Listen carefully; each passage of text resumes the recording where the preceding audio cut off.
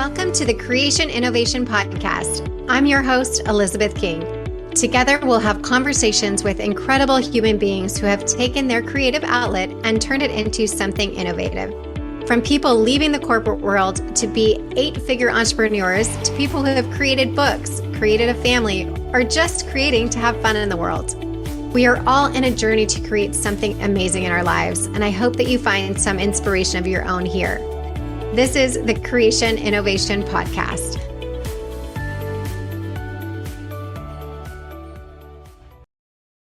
Hey everyone, welcome back to Creation Innovation. I know I say often that I'm excited to have my guests, but today I really am so excited to have Danika Brysha.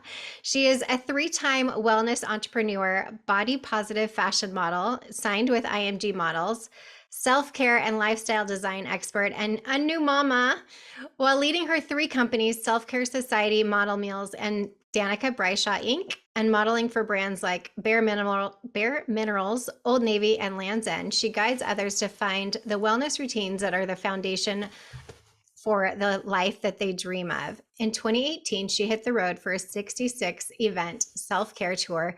And in 2019, she toured the country with TJ Maxx's Maxx U program.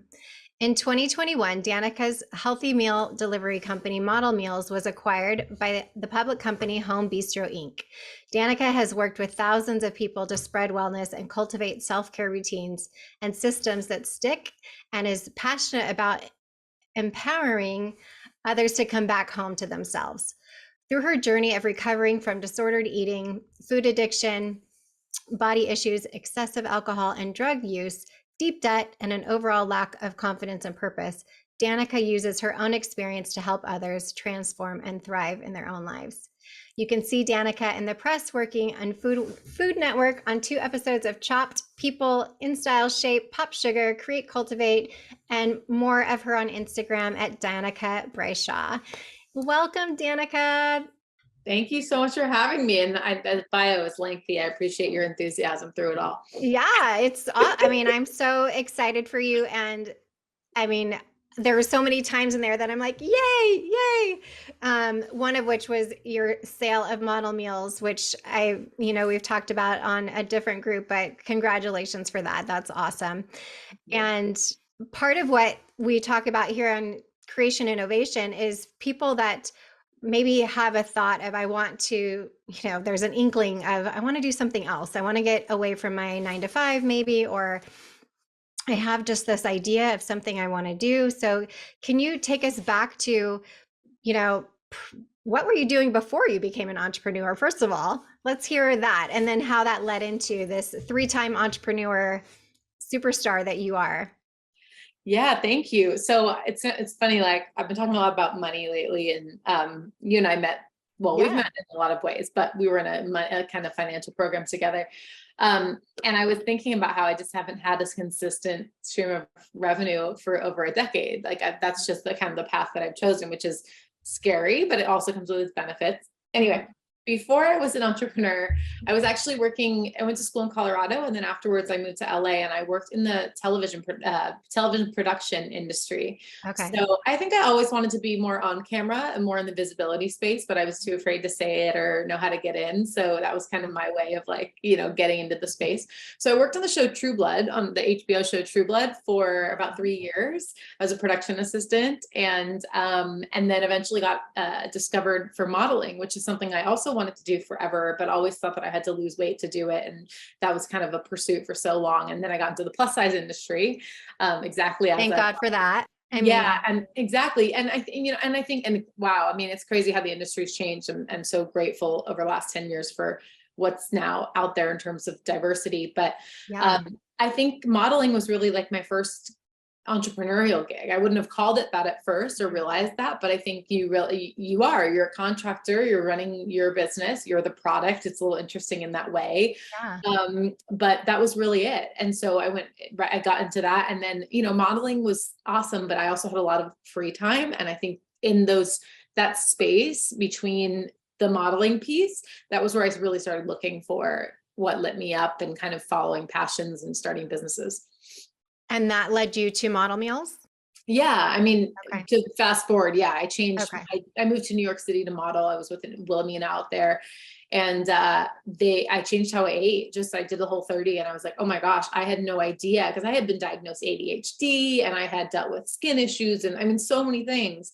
And I did this 30-day program, and for me, it was life changing. Like I had no idea that my brain could work that way and that I could have so much clarity in it. And it just was like the catalyst to lead me to so much more in kind of the wellness, personal development space. Yeah. But it was really hard, especially at the time. There weren't many products out there that made it easy to eat that way. And so I really wanted to solve that gap, and people saw what I was making myself. And I thought, well, I could make these meals and deliver them to people. There weren't even a lot of meal delivery businesses out there at the time either. So Yeah. Ironically, I'm like laughing to myself thinking about the times that I did Whole30. yeah. And when I did Whole30, I only ate model meals. Okay. It literally was like the only, if I didn't have that, I wouldn't have done it because it Yeah. was like so easy to do. Yeah. And I was not one to be putting it all together and doing all the things. So I can't remember if model meals came first or if year came first.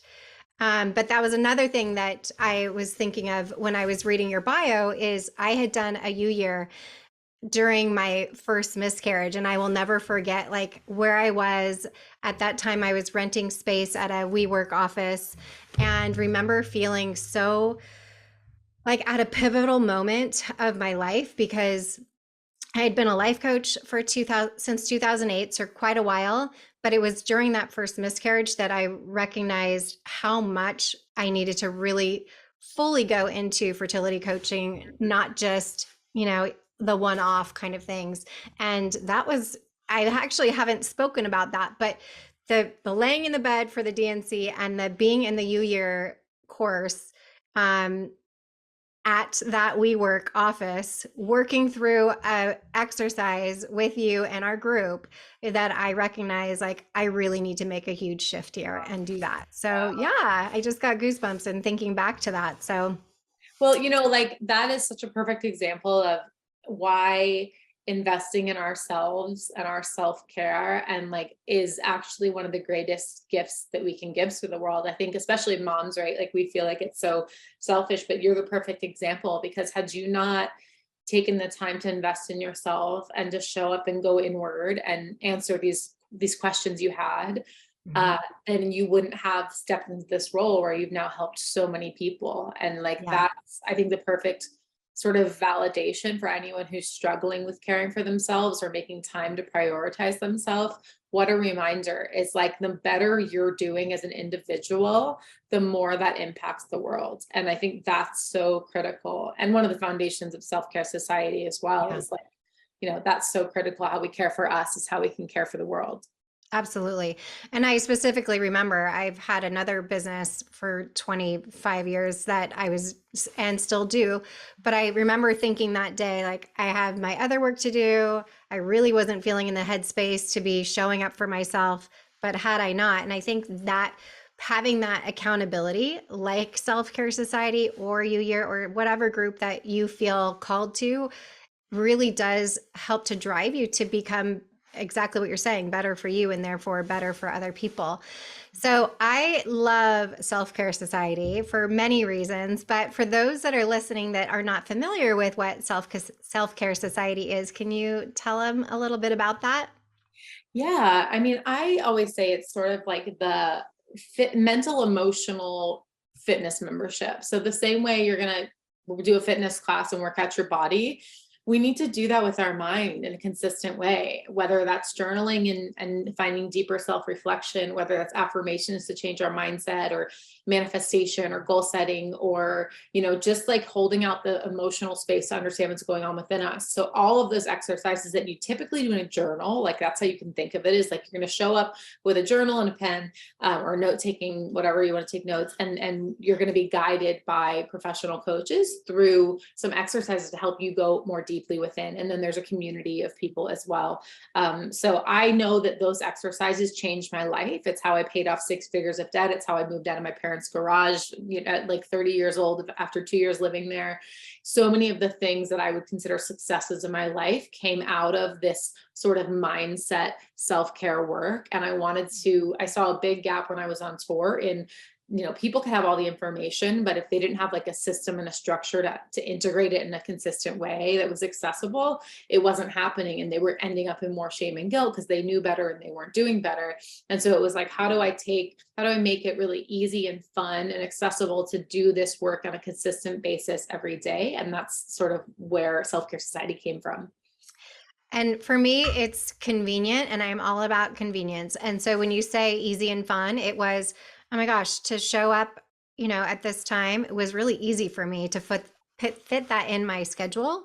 And I run 2 businesses. I have 3 kids. I have a husband, and to do that and feel like, oh, that was amazing, and I feel better after that short amount of time makes a big difference, and it carries you through. Maybe you're somebody who prefers later in the afternoon or earlier. I prefer the earlier ones, but everybody's different, and you find, what and who you connect with too. And Danica and her team, they've done a great job of curating amazing people to kind of, what's the word, coach you through these sessions. And I think finding those people that you resonate with as well. I know for me, during some really funky times has been really beautiful. And speaking of funky times, it was the pandemic. It was during that time I was postpartum. My world as I knew it was turning upside down, and here comes Self-Care Society, and I was like, oh, okay, I can do this. And that really did kind of start to help me get back to feeling more grounded, I guess, within myself. Yeah. And not knowing how to get there, that helped. And I'm a coach for a living. You know what I Yeah. mean? It's like, Yeah. it doesn't matter who or what you do. Sometimes you need help to get there. No, totally. And you've been in Self-Care Society. There's like some of the people in there they're doing amazing things. And I think you realize that people who are really successful are people who work on themselves and do Yeah. this all the time. And the goal is to help us be more safe in our own bodies, in a way of like, that's your GPS system. Because I feel like I spent so much of my life looking outside of myself for all my answers. And I believe that we should seek inspiration outside of us, listen to a podcast, work with a coach, anything like that. But at the end of the day, we have to seek our answers within. And I think there's a retraining that needs to happen. And it's about self-confidence and self-worth at the end of the day, of people feeling confident in trusting themselves to guide their life. And it's so much more fulfilling when we do that, because if we look outside for our answers all the time, they're never authentically aligned and we keep falling short. And so I really am passionate about bringing people back home to themselves and providing inspiration and space to help them find that clarity and that motivation from within. Yeah. And one thing you mentioned in your bio is about using your own experiences to help other people. And that's something that I've always been really connected with. Like, not only from the perspective of who's helping me, but also who I'm helping, of being able to connect and build that rapport with somebody and being able to say, like, no, I get that. I've been there and I can help you with that. And you've been through so many different aspects of life and things that really do help others to get through those things. And you mentioned the word systems, and I think that is really an important part of that. And when I saw you do, sometimes Danica will do, again, courses or sessions, or I don't know, how do we refer to those things that you Classes. I don't know. Okay. We're calling them check-ins lately. Okay. But you did one on like scheduling in your calendar, and it was pretty much very similar to what I did. I was like, oh my God, it's my people. Like, it's all organized and color coded. And I was like, that stuff lights me up so much. People always joke like that I have everything in my house labeled and my calendar that I look at for work. But I do think that the systems really do help in whatever you're going through, to help you get to the other side. Well, tell us why that is so important for you, and whether that's like your personal life or your work life or whatever. Because I know that a lot of times we have to make sure that we are, we have these systems. And yeah, Yeah. so tell us a little Yeah. bit about what your thoughts are on that. Well, I love systems. I think that it is an act of self-care to receive support in any way it's available to you. And for many Can you years, say that again, Danica? it is an act of self-care to receive support in any way that is available to you. Yes. So for some people, where I am in my life, I'm very fortunate to have an assistant who can help me out, and employees and all that. But most of us don't. And that's going to evolve over life. And what do we have available to us that is free or really, accessible? Technology. Like, technology is amazing. And I mean technology from a sense of literally like an app or something like Asana, where Yes. I use, or or a digital calendar, but also technology is a journal, right? It's a system, any sort of system. And to me, to put what needs to get done somewhere where it is no longer my responsibility to remember it, and I can automate it as much as possible, is such a gift. Because what that does is it clears space for me to continue living my purpose. And what does that do? It allows me to serve more people. So again, it might sound selfish. It's the opposite, because the more space I clear, the more can come in, right? And the more I can show up and focus on what matters. And so I use, my iCal, I use Asana, which is just a project management tool, and everything's in there: work, family, personal growth. It's all in one place. And I do that because my life is not divided into buckets. My hours in the day, especially because I'm an entrepreneur, especially because I work from home, like, I have 24 hours in the day, like all of us do. And, there's just a lot of overlap. So for me, it's an act of self-care to have everything in one place to just guide me. Now, it might not be that way for everyone, but for me, it's all there. And then there's also, of course, the fine balance of not being so rigid. And that's just a practice that has taken time. It's a practice of carving out white space in your calendar to allow for the margins and the things that come up, especially as parents.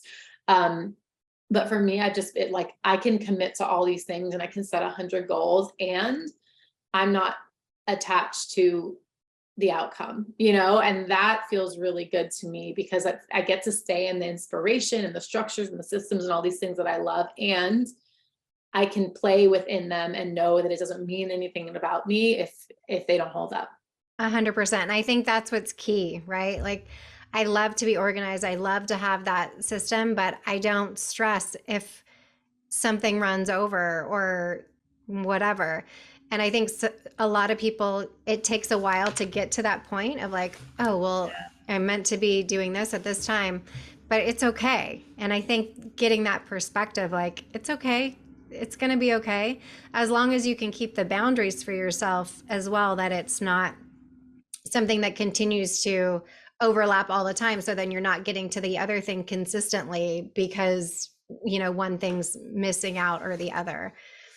Absolutely. And the connection between self-care and self-worth is really important here, because I think someone listening to the podcast could say, well, I'm not there yet, and I set these things and I freak out when I don't get them, and I beat myself up. And they're saying, how can I get there? And so my answer would be to just know that the more we strengthen our self-love muscle, the more we practice self-love, the easier it becomes to take care of ourselves, and vice versa. So the more, if you're struggling with self-love, you're like, okay, cool, Danika, but like, I really struggle with self-love and self-confidence. Practice self-care. That's an action that we can take, because every time you practice self-care, every time you move your body, get out in nature, hydrate, eat a nourishing meal, every time you do that, you are sending yourself the message that says you are worth caring for. And the key word there is worth. You have worth. Things that have worth are worth, like, you take care of. And the more we practice self-care, the greater that muscle becomes. And so they work, this self-love muscle and the self-care muscle work so well together. And the more you strengthen either of them, the other one benefits. And so it really naturally becomes so much easier to show up and care for myself, because of all these years where I have actually had to work on finding self-love. So, in case that's helpful. Very helpful. And did you feel like that was hard to get to? And or I know for me, it ebbs and flows. Sometimes you go on like for a few months and you're feeling really good, and then you're like, oh, like something happens or doesn't go the way you thought it was, and then you start to go back into that pattern. But I feel like for me, now that I have the tools and I know, as I'm older, more mature, and more life experience, I know how to get myself back there. And one of those things is doing the self care, whether that's Self Care Society or going for a walk or whatever it may be. But how was your journey to getting to that point? Because I know people that are, when you're at that low, you feel like it's just not even going to ever be possible. Yeah, I think this is where I would put in someone's hands that they ask themselves a question of what do I know makes me feel better? Because I feel like anyone can answer that and they can reflect on a time when they were maybe moving their body more or getting more sleep or getting in nature, like anything they can think of that makes them happier and healthier. And I would say start there. The way that I got into this self-care space is because I created something called the self-care checklist.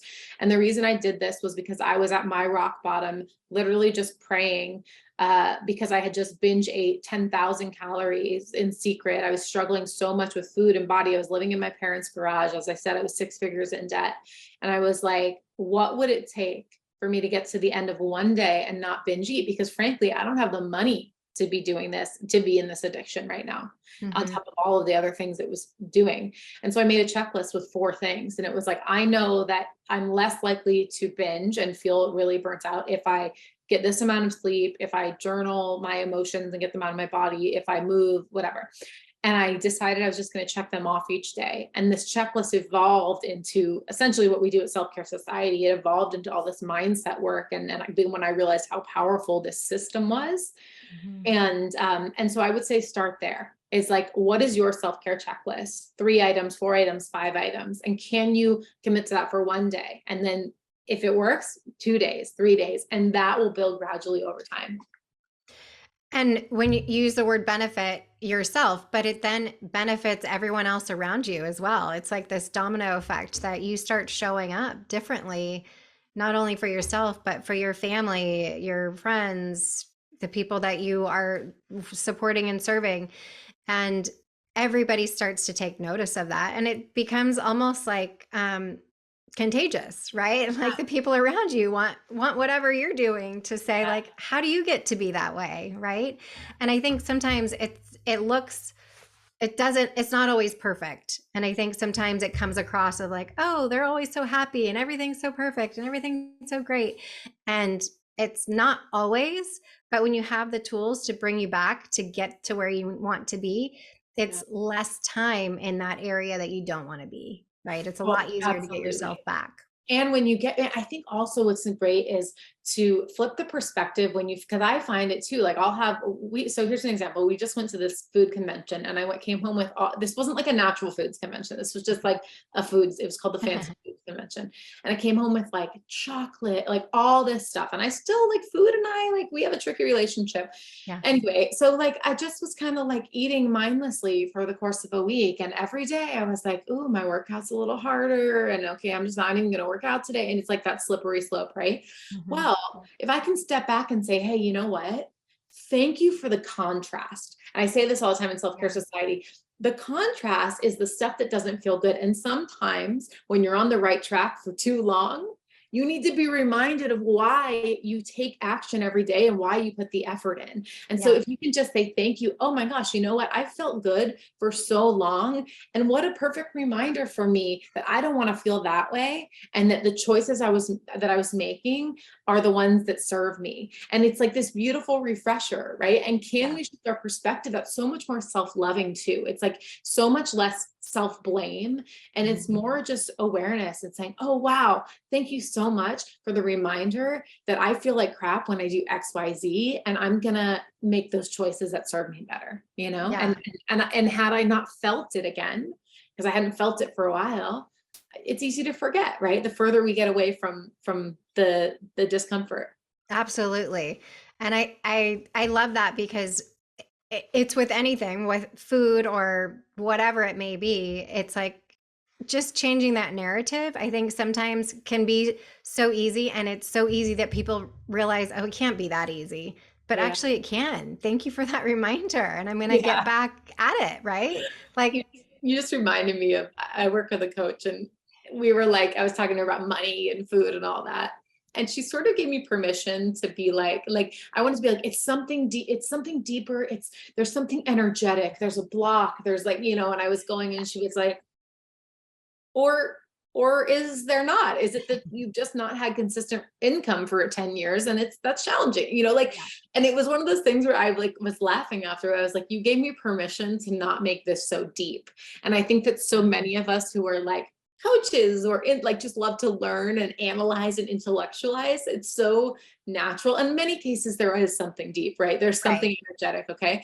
But not always, right? And what it did was it put the power back in my hands to say, well, if it's not this mysterious thing that is energetic and I just can't pinpoint it, then actually it is in my hands and I can just make some different choices. And it was like I took my power back through that. And I thought that it reminded me of that when you said it.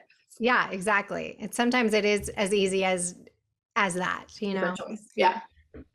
You mentioned earlier about serving people. You used the word when you were doing your tour, I think.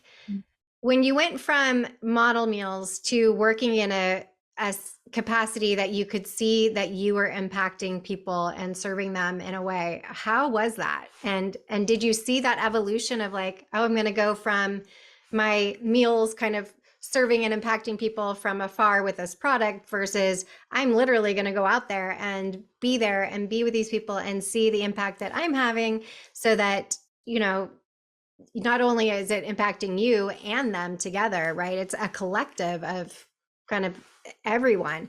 How did that feel when you transitioned to being, essentially being a coach to show up to say, I'm really serving and supporting these people on a much larger level? Yeah.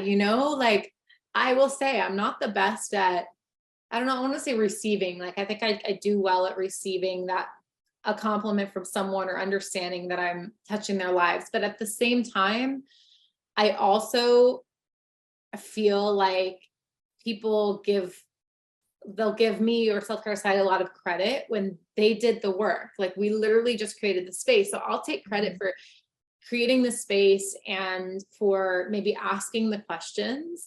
But like I'm sitting back in awe of these heroes, like all and how they show up in the world. And I think, I'm doing a lot of work right now around like branding and messaging for Self Care Society and thinking about our hero and what we do. And I think what we do is like we help people create a life that feels good and that feels good on the inside, not just one that looks good on Instagram, right? That like Yeah. truly, like when I go to bed at night, I feel good.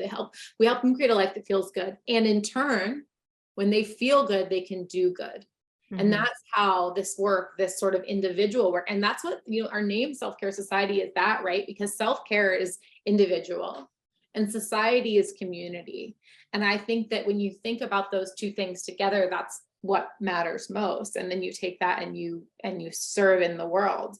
And so I don't know, it's just the work, it's just something I've been focusing on for myself is, especially when I struggle with money, it's been a lot of ups and downs. And I think especially every time I look at a struggle with money, I look at like, how can I shift to an energy of service, even though I'm feeling frantic right now and how I'm going to make ends meet, right? It's so easy to focus on paying the bills, but I also know that if I continue to just put my energy towards service, I'm that much more successful. So that's my work right now. And that's why I'm using that word is like, and anytime I'm talking about this stuff, it's like, because I'm stepping into it myself. And so I want my energy to be there and I'm proud. I'm like so proud of what we've built, but I'm so even more proud of the people who actually choose to do it because Yeah. that's really the work. And I feel like that's the side effect of doing any sort of work like this, right? Like what you do is cool, but what they've accomplished is even more cool. Like you get so Yeah. excited. And it's the same for me. It's like my whole day is made when I hear a story about, one of my clients or whatever. It's like I cannot get the smile off my face because it's literally, I'm just so excited for them. Has nothing, I'm just honored to be on the path with them, right? Yeah, absolutely. So you mentioned the financial situation, and being in your parents' garage and all of that, what was the turning point for you that kind of got you from being in debt to like, was it again, was it a system? Was it somebody? Was it, Yeah. what was it that got you to start to get yourself out of debt and then get yourself to a place where you feel, because I think getting out of debt and then also feeling confident with finances and stuff are completely different, right? Just because somebody gets out of debt and they're on the other side of it doesn't mean they feel secure, even though maybe they are. There could be somebody who's, a multimillionaire that still feels insecure about money and whatnot. So, what was a turning point for you just in regards to the getting literally out of debt? And then where are you at now with that relationship with money and all of that? Yeah, I mean, it's been such a cycle. And I think, well, I'll talk about, so then it was, I really, it was changing my mindset more than anything. And I did that through my self-care checklist. Like I was sitting in my parents' garage, my mom's Toyota was parked behind me, and I was living in the garage, and I was writing, I am rich, money flows to me fast. I was really using that stuff that sounds woo-woo, but it worked. And I would write a biography of my future self every day. Like, how do I want to show up? And so I think my mind was so much in that space that the actual physical world rose up to meet me. Now, also, like the more I was doing self work and becoming my authentic self, I was putting out solutions to things I was challenged with. And so, like, I think that all of the energy I put towards, model meals and all that just kind of came to fruition. At the time, I also was very into like multiple revenue streams and all that. So it's not like I had a bunch of real estate or anything like that, but I had model meals, and then I rebuilt my modeling career, and then, I'd host a retreats, and I do, so I had different things that I think definitely, or I go work as a production assistant here and there, like whatever I could do to make a little bit of income. Now, for a long time, I was really about that. This year, or last year rather, I was running Model Meals. I was the CEO of Model Meals and the CMO of Model Meals. I was the CMO of Home Bistro, the public company.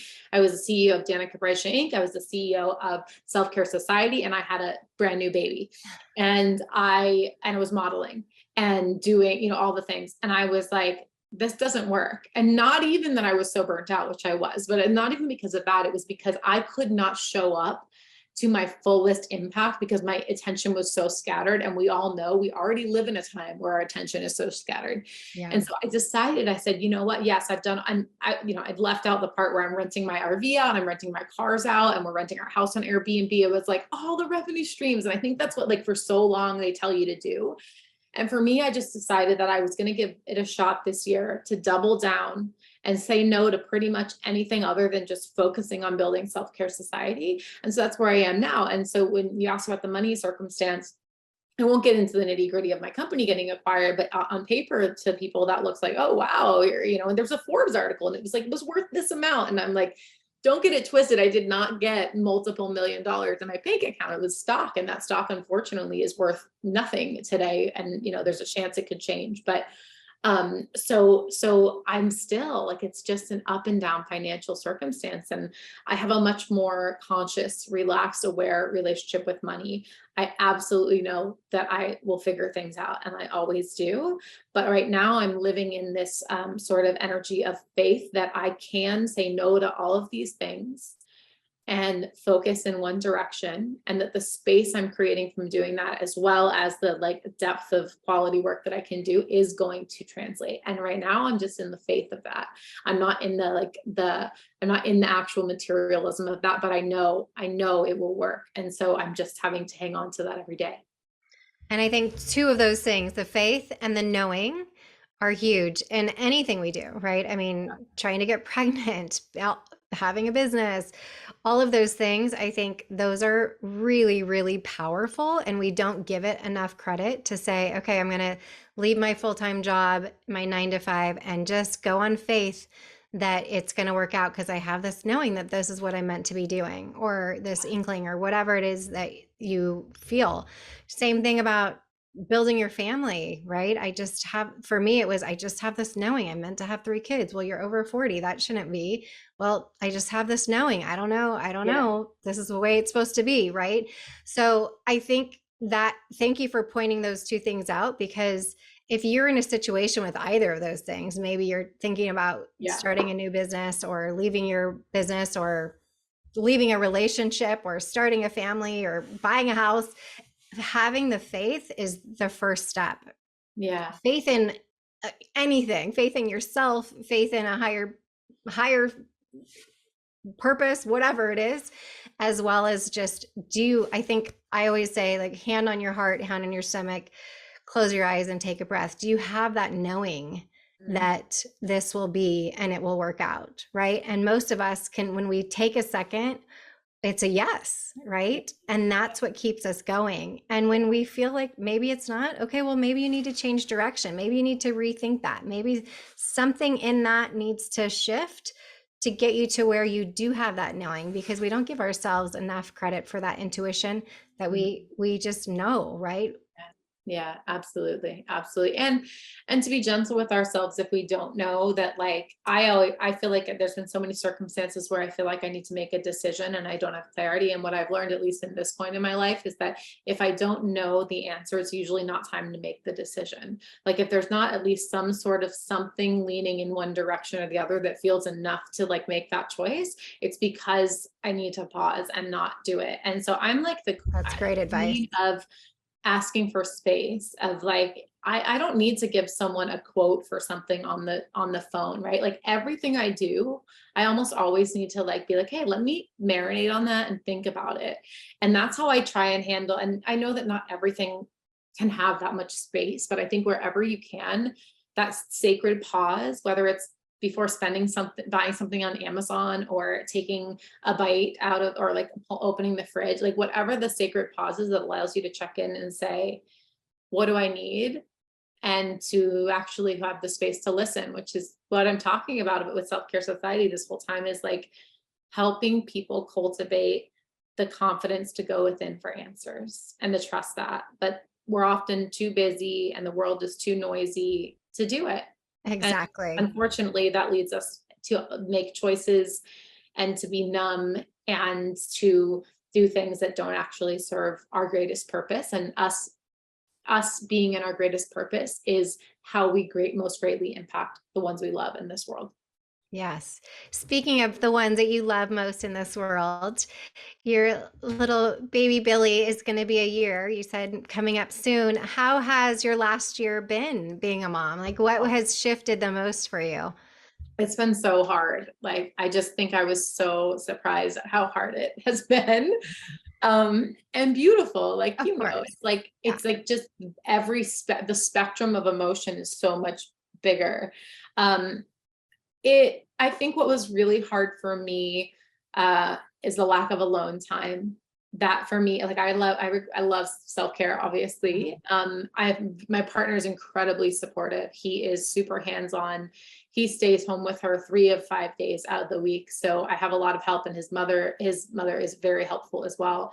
So I have the support. I don't know how single parents do it, or I Yeah. really just like, it blows my mind.